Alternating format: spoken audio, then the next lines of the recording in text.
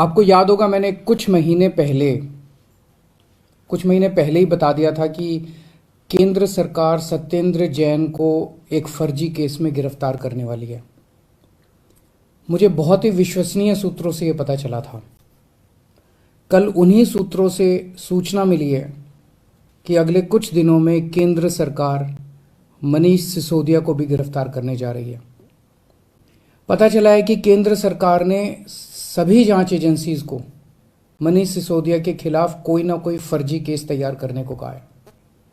जैसे इन्होंने सत्येंद्र जैन के खिलाफ फर्जी केस किया है, वैसे ये लोग मनीष जी के खिलाफ भी फर्जी केस बना रहे हैं।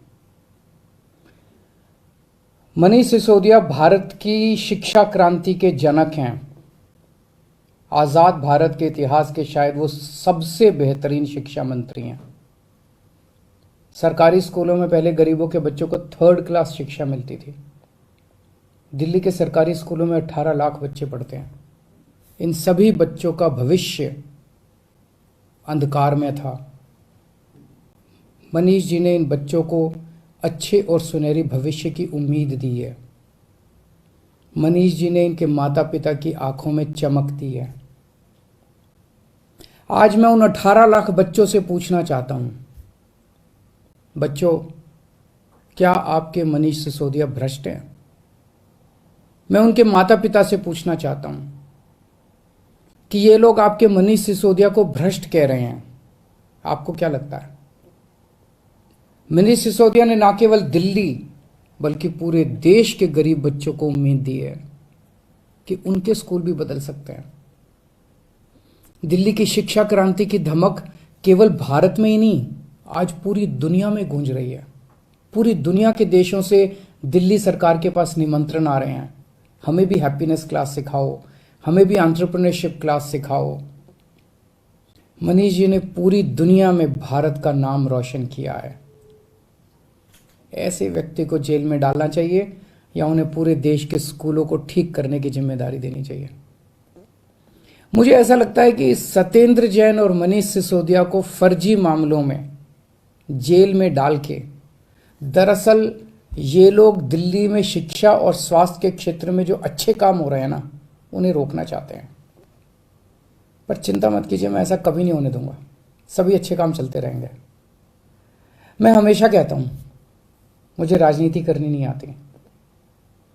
मनीष को और सत्येंद्र को जेल में डालने के पीछे इन लोगों की क्या राजनीति है, मुझे नहीं पता, मुझे समझ नहीं आता। मुझे केवल ये पता है कि मनीष और सत्येंद्र जैसे लोगों को जेल में डालने से केवल देश का नुकसान है।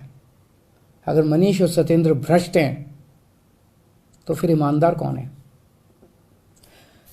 खैर, मेरी प्रधानमंत्री जी से हाथ जोड़ के विनती है, ये एक एक करके जेल में डालने की बजाय आप आम आदमी पार्टी के हम सभी मंत्रियों और सभी एमएलए को एक साथ जेल में डाल दीजिए। सारी जांच एजेंसीज को बोल दीजिए कि एक साथ सारी जांच कर ले। आप एक एक मंत्री को गिरफ्तार करते हो, इससे जनता के कामों में बाधा होती है। अब सत्येंद्र जैन जी दिल्ली में कई और नए मोहल्ला क्लिनिक बनवा रहे थे। वो दिल्ली में पानी और बढ़ाने के लिए कई नए प्रोजेक्ट्स पे काम कर रहे थे, यमुना की सफाई पे काम कर रहे थे। अब वो सारे प्रोजेक्ट्स धीमे पड़ जाएंगे। जिस केस में उन्हें गिरफ्तार किया है आपने, उसकी जांच पहले ही सीबीआई और इनकम टैक्स वाले कर चुके हैं। उन्हें कुछ नहीं मिला क्योंकि केस तो फर्जी है, उसमें कुछ है ही नहीं। अब उसी केस की दोबारा जांच ईडी कर रही है। एक एक केस को कई कई साल तक अलग अलग एजेंसी बस जांच ही करते रहेंगे क्या? तो फिर जनता का काम कब करेंगे हम लोग? इसलिए मेरी आपसे विनती है, हम सबको एक साथ गिरफ्तार कर लो, एक साथ सारी जांच एजेंसी से हमारी सबकी जांच करवा लो। जितनी रेड करनी है रेड कर लो, एक साथ कर लो, ताकि उसके बाद हम काम कर सकें। हमें राजनीति समझ नहीं आती। कुछ लोग कहते हैं ये हिमाचल के चुनाव की वजह से किया जा रहा है, कुछ लोग कहते हैं ये पंजाब चुनाव के नतीजों का बदला लिया जा रहा है। हमें नहीं पता क्या कारण है। जो भी कारण है, हमें गिरफ्तार होने से डर नहीं लगता, पर सबको एक साथ करवा लो। आपने 5 साल पहले भी हम सब पे कई कई रेड करवाई थी, किसी के यहां 1 पैसे की चोरी नहीं मिली। हमारे 20 से ज्यादा एमएलए को गिरफ्तार किया गया, सारे के सारे कोर्ट से छूट के आ गए। सब मामलों में कोर्ट ने जांच एजेंसियों को खूब डांटा कि क्या कर रहे हो।